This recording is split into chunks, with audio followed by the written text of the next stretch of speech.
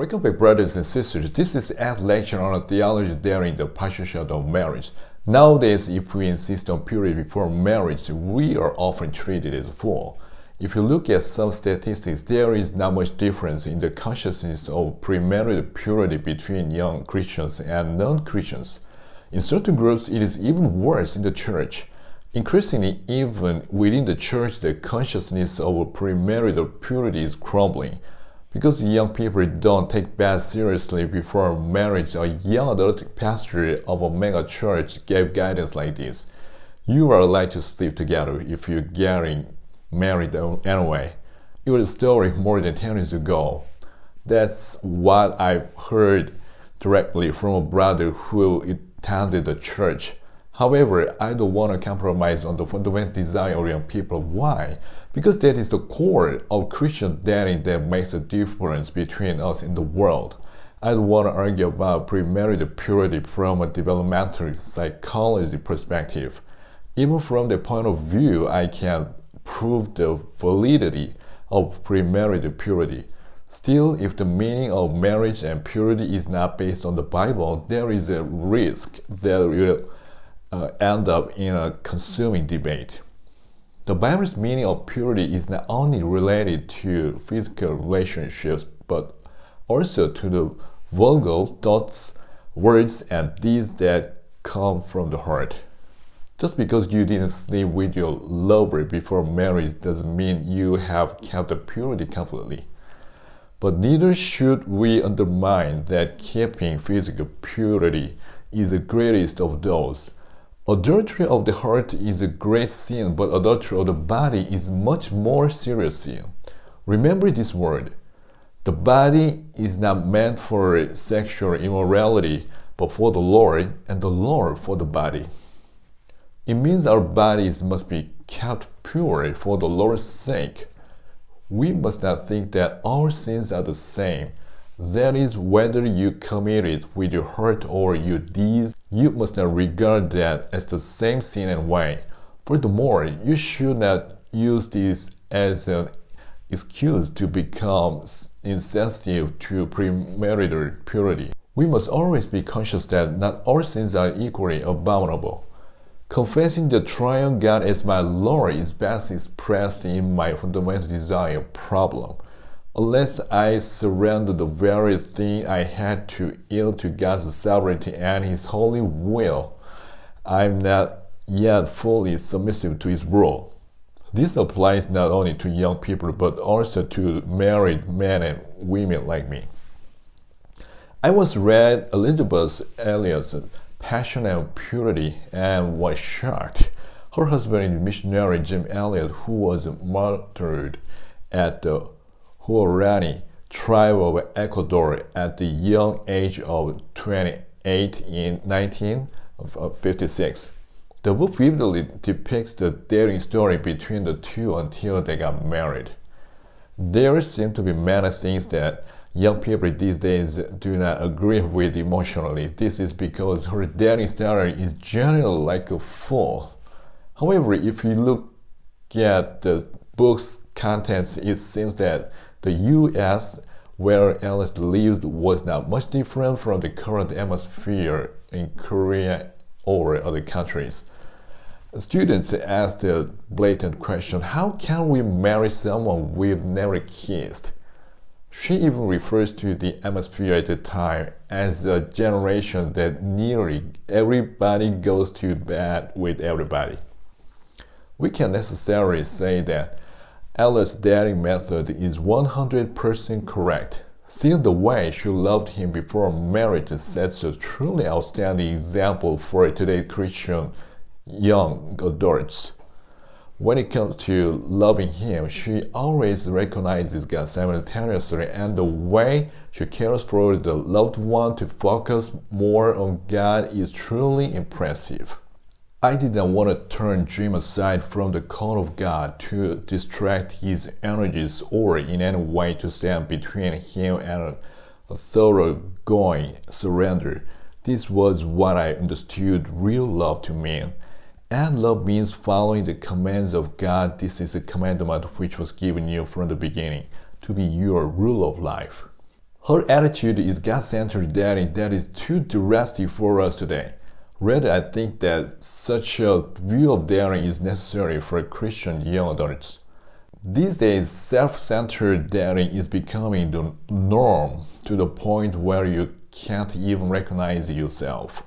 When they feel that their sexual desires are restrained, they start to feel disgusted. In their daring, there is no room for the kingdom of God and His vision to intervene. What do you think of Alex saying, "I did not want to turn Jim aside from the call of God to distract his energies"? Does our nature teach that the burning sex of a married man and women is one of the greatest obstacles to our relations with God? Does Elliot, who thoroughly controlled her lust for kissing before marriage, look like a person with different nature from us? I hope you do not find within ourselves any cause to keep purity before marriage. Marriage is a means of witnessing the mystical union of Christ and the church, and the dating is a process of preparation and training as a partial shadow.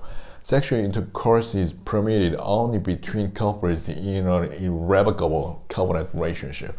Why? Because it is an act of man and woman sharing everything of each other most intimately and secretly. Sexual pleasure is a gift from God that enables a married couple to recognize each other as one body with their five senses. As anyone in love knows empirically, being sexually aroused means preparing to disarm every part of me for him/her. It means that my fundamental desires are expressed without wearing any mask. It is an existential moment when my reason and judgment become entirely powerless. This state of the nakedness of whole being must be for only one person in the world.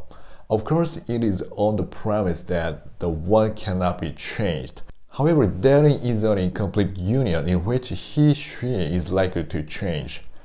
Therefore, the unmarried must not disarm each other to share their fundamental desires. The nakedness of whole being on the spiritual dimension is also an expression that characterizes our relations with God.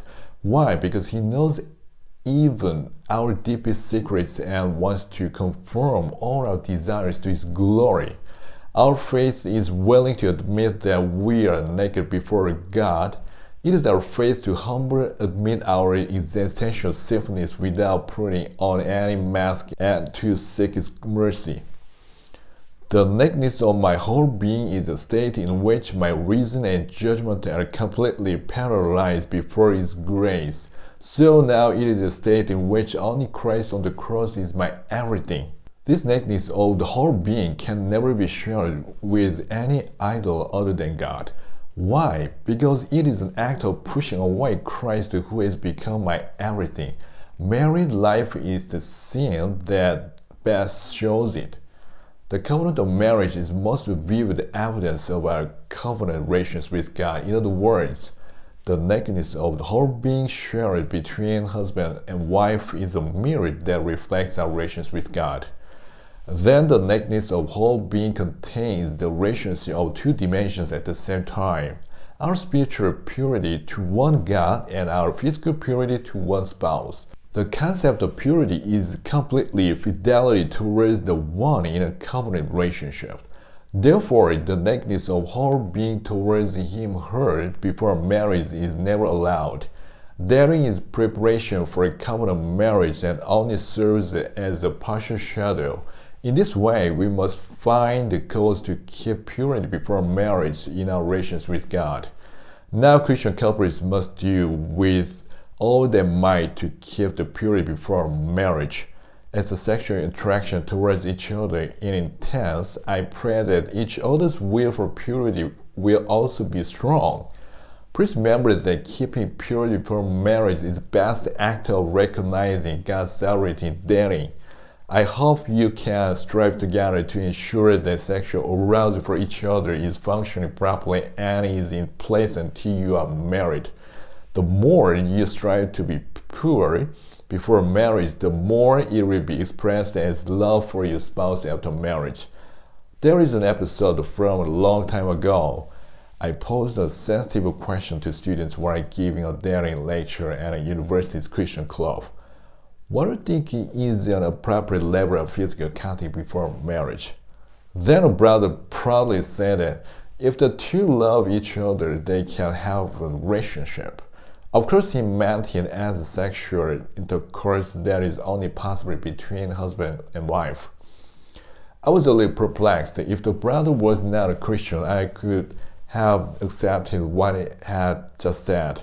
But he wasn't active in a Christian club, so I was somewhat shocked at his answer. The others in the place seemed to agree with him. The appropriate level of physical contact before marriage is of great interest to Christian couples. I was also like that before getting married. It is natural that a couple in love wants to touch each other.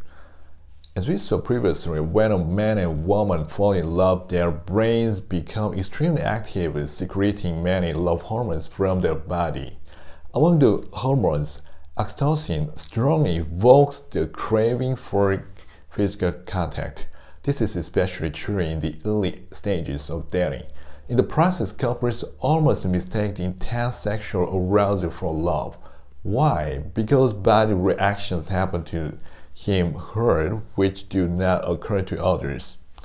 So some people think that the standards of loving him, her is to have deep physical contact.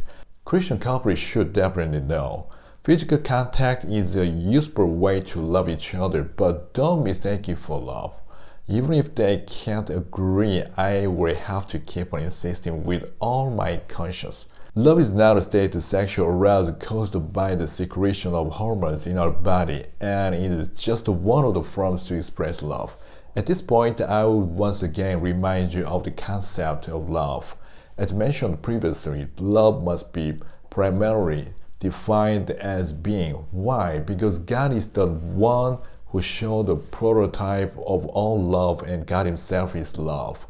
And I argue that this is essential love can be expressed in other words as conceptual love. It discusses the former aspect of love with the premise of our relations with God, who is the substance of love.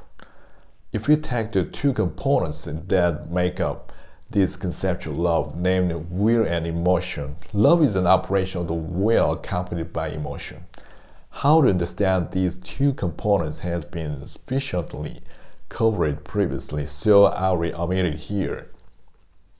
The lover's physical touch almost absolutely involves especially emotion among the two components, so it may be a big obstacle to properly understanding the essence of love. I have repeatedly emphasized that although the emotional component is truly important in love, the emotion itself is not love. Christian couples should first consider why they want to have physical contact. In general, they think that the deeper they touch, the deeper they get to know each other, but this is not true. The deeper the touch, the stronger the sexual attraction, intensifying the arousal state. At this point, men especially love their state of sexual arousal. That is to say, men become more focused on their own sexual arousal than on women's state of heart and reactions. So while physical contact becomes a vessel for expressing love, it also may degenerate into selfish means of indulging our desires. The same goes for married couples.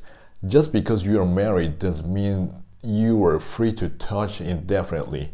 Suppose you do not express your love for your spouse but only focus on satisfying your own sexual desires. In that case, it is an insult to love become a terrible sin to love your desires. Therefore, lovers must exercise strong restraint in physical contact that maximizes their emotions. The emotion of love has real meaning when a couple loves simultaneously the God who watches over them both. God values the emotional state of lovers, but when the emotion becomes so hot that they become unaware of God's existence, He unleashes a fire of jealousy towards the couple. Of course, this is not the level of jealousy that we humans are jealous of. God is so jealous for our sake because all believers, including couples, must be conscious of God's love to enjoy true happiness. If so, what is the appropriate level of physical contact before marriage? In conclusion, it is not possible to set its standard uniformly.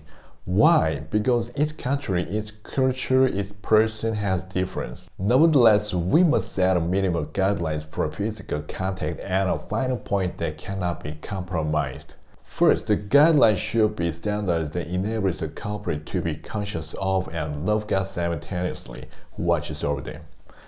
That is because, as demonstrated in the triangle of love previously, when lovers each distance themselves from God, their relationship eventually also becomes more distant. Don't be fooled into thinking that your relationship has grown closer and deeper just because of sexual attraction.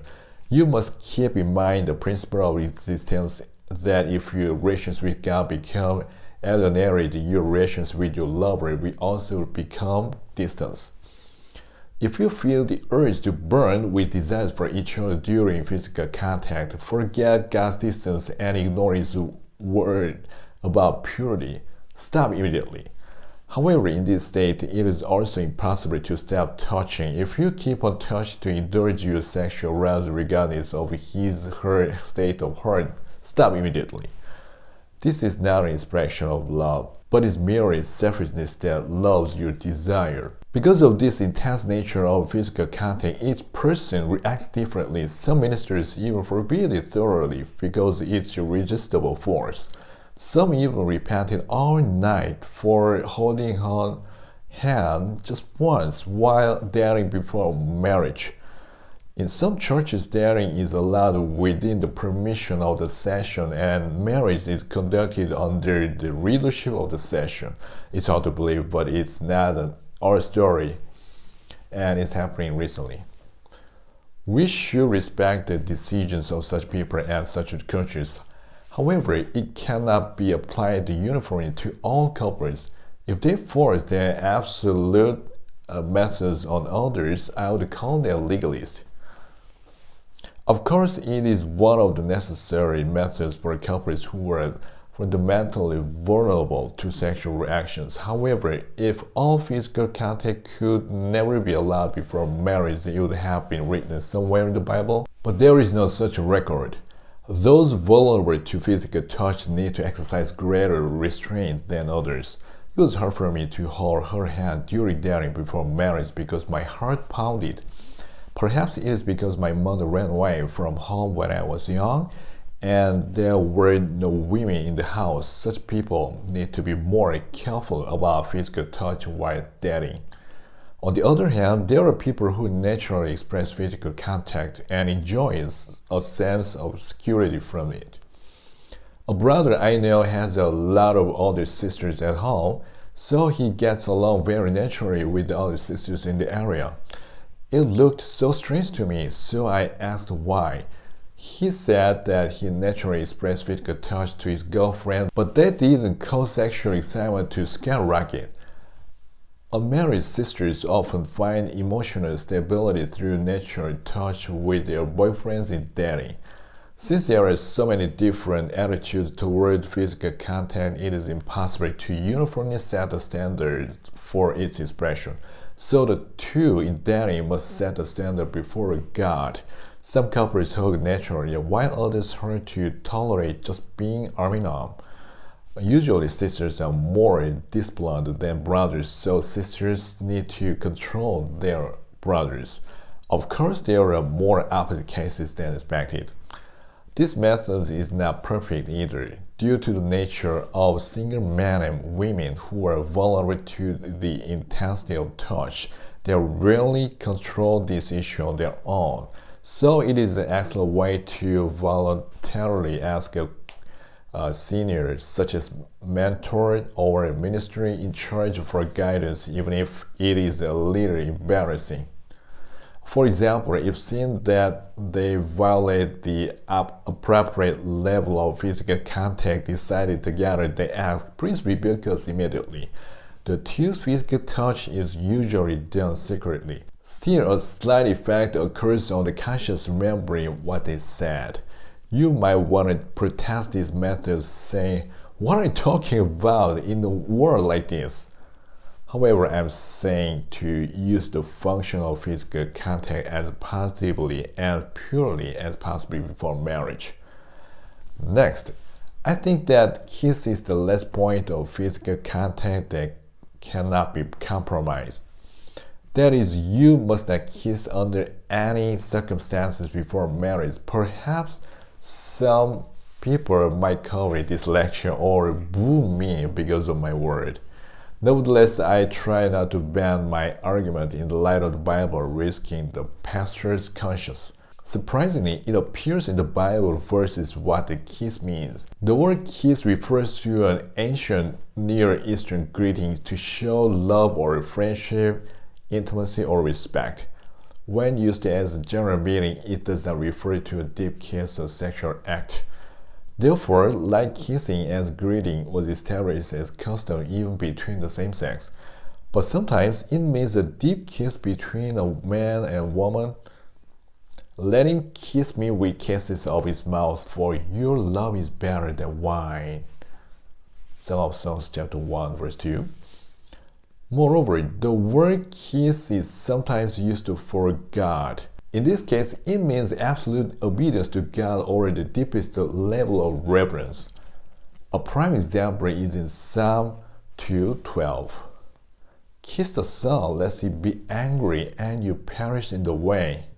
As you can see, the psalmist tells us to kiss the Son. The Son here refers to my Son in verse 7 in context. The Messiah descended from David. Then this verse tells us to kiss Christ, the Son of God. Kiss Christ. This means expressing our absolute obedience to Christ and our deepest reverence. That is why the NASB Bible translates it as do homage to the Son.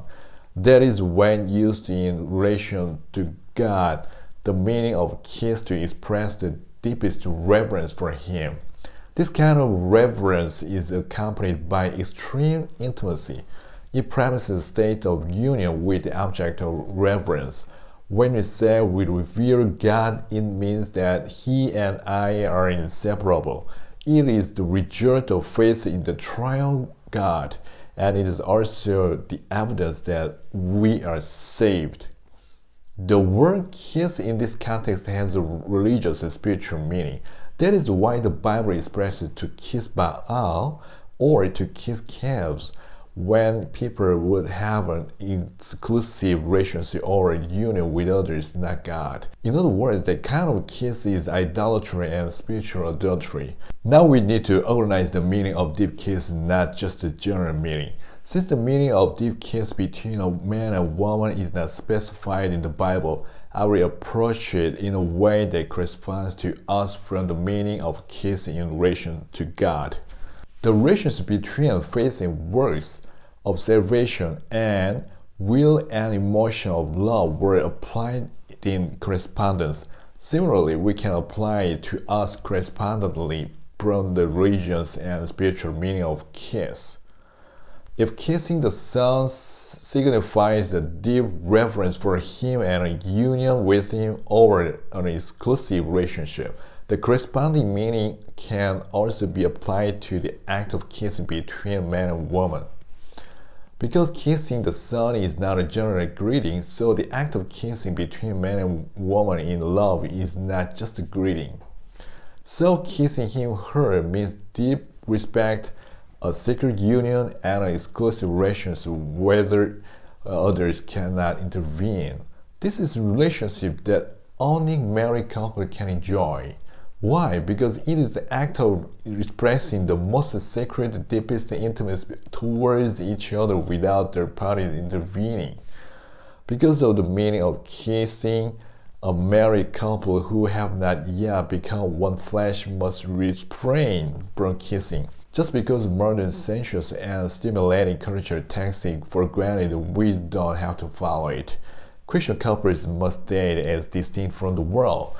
It is the great mission of Christian dating to express and restrain the most fundamental desires of young men and women with God-centeredness.